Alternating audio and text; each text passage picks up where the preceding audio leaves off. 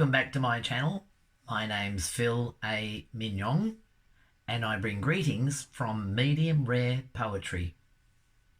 Have you ever had the occasion to find people with names that don't actually suit their occupation? Can be confusing. So today's poem, taken from my playlist of Bolognese of ballads, describes exactly that. So I hope you enjoy Identity Crisis. Identity Crisis by Phil A. Mignon. At last I made my fortune. After years of honest toil, the dream I had was shed my business life. I bought a vast estate to spend my time amongst the soil, forgetting to consult with my fair wife. The plan was laid to build a home along the regal lines. A gentleman I aimed to thus become. An architect named Leader seemed to share my grand design, so we set about the project for a sum. The size and scale mandated trades that really had no fear. Their mettle would be tested every day. I organised a convoy, Mr. Leader in the rear, a heady sight though in a sober way. Mr. Handel dug the footings, Mr. Tetley poured the floor, Mr. Steele then laid the timber in a mound.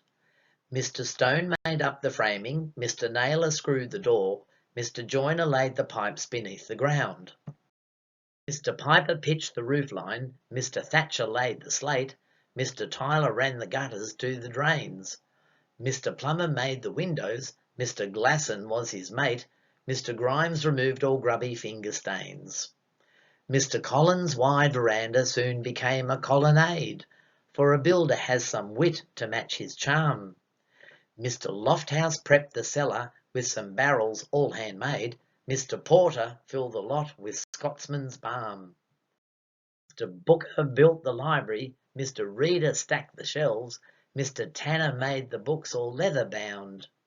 Mr. Stringer hung the curtains. Mr. Roper rung the bells. Mr. Weaver draped the tapestries around. Mr. Lower raised his eyebrows, 'cause the stairs were upside down. Mr. Bannister was blamed for this mistake. Mr. Standing fixed the landings. Mr. Knott became unwound when the art that had been ordered was all fake. Mr. Launder built the kitchen, helped by Rush, who took his time. Mr. Ovens built a cavernous cold store. Mr. Bath installed the pantry. Mr. Downer had to climb, helping Potts to hang his pans high off the floor. Mr. Whitehouse built the greenhouse. Mr. Payne installed the glass. Mr. Black applied the whitewash for the sun. Mr. Dryden's water feature captured copper's polished brass.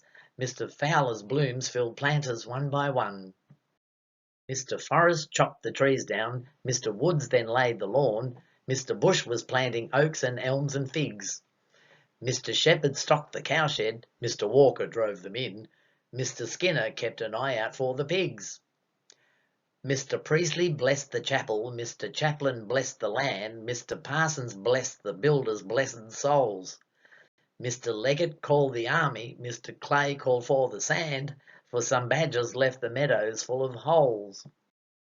And so it was completed, and an edifice was born. All the tradies felt much pride within their hearts. Captain Major raised the banner, Corporal Sergeant blew the horn, the salute was given twice by private parts. With speeches thus concluded, it was time to serve a dish, so the locals flocked from many miles around. Mr. Baker brought the bacon, Mr. Bacon brought the fish, Mr. Fisher brought the beer to wash it down. Mr. Butcher brought the veggies, Mr. Spicer brought the gravy, Mr. Tucker served the oysters in the shell. Mr. Singer played the organ, Mr. Hammond's voice was wavy, nonetheless they raised a decent kind of hell. Now the household is quite settled, and a varied crew they are, though confusion is the order of the day. Mr. Cook serves as my butler, Mr. Butler tends the bar, Mrs. Boyle is now my cook, I'm glad to say. My brain was so bewildered that I quite forgot my name, so my wife contended I should see a shrink. Some help was sorely needed, as I teetered on insane. My synapses were most surely on the blink. I booked a long appointment, Dr. Brain had some renown. On my notes he pondered till his eyes were sore. Your surname, it is Neighbour. Thus a cure is surely found if you relocate yourself to live next door. Now names can be misleading. One is simply led astray, and their meanings serve to put you in a coma. Things used to be straightforward in my boyish single days, till I fixed to wed my future wife, Misnomer. What's in a name, you might ask? Everything, I say. Anyway, that's it for today. Please subscribe and join our tribe, and press the like button and share this with your friends. And our little channel will continue to grow. So have a wonderful day, and I will catch you next time. Bye bye.